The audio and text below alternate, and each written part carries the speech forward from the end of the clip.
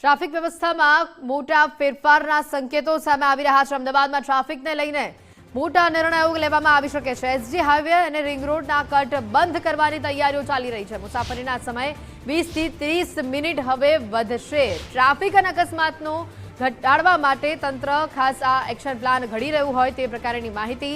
Wrong side driving અને ગેરકાયદેસર parking સામે ઝીરો ટોલરન્સની નીતિ અપનાવવામાં આવી રહી છે। નિયમ ભંગ કરનાર સામે ઝીરો ટોલરન્સ નીતિ અંતર્ગત કાર્યવાહી કરવામાં આવશે। અમદાવાદ પોલીસ અને મ્યુનિસિપલ કોર્પોરેશન વચ્ચે આ મામલે સંકલન ચાલી રહ્યું છે।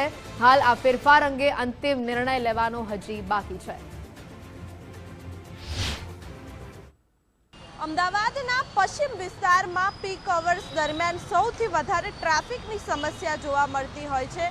એમાં પણ એસજી હાઈવે ખાતે સૌથી વધારે જે ટ્રાફિક જામના દ્રશ્યો છે તે અવારનવાર જોવા મળતા હોય છે। એવામાં હવે અમદાવાદના વાહન ચાલકો માટે એક મહત્વના સમાચાર સામે આવી રહ્યા છે, કારણ કે શહેરમાં જે પ્રકારે દિવસે ને દિવસે વધી રહેલા ટ્રાફિકના ભારણને ઘટાડવા માટે તંત્ર હવે મોટા પગલાં ભરવાની તૈયારીમાં છે। કારણ કે અમદાવાદ પોલીસ અને કોર્પોરેશન દ્વારા સંયુક્ત રીતે તૈયાર કરાયેલા પ્લાન મુજબ હવે એસજી હાઈવે અને રિંગ રોડ પર આવેલા અનેક જે રોડ છે તેમાં કટો જે રાખવામાં આવ્યા હતા તે હવે બંધ કરવામાં આવી શકે છે।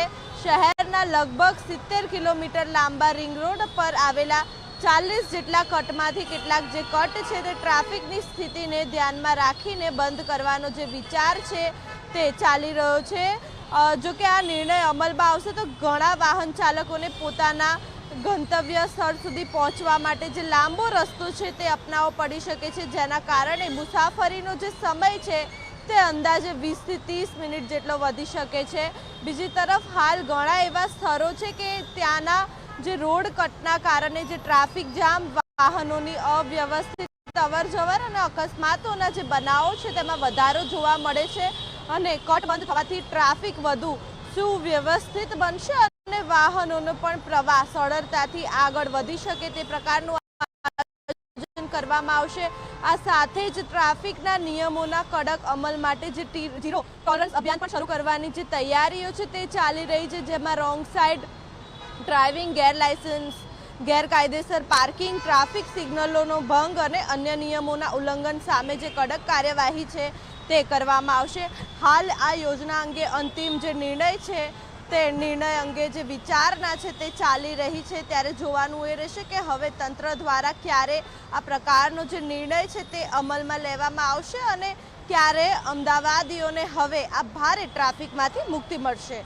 કેમેરામેન વિનોદ સાથે માનસી પટેલ, ગુજરાત ફર્સ્ટ, અમદાવાદ।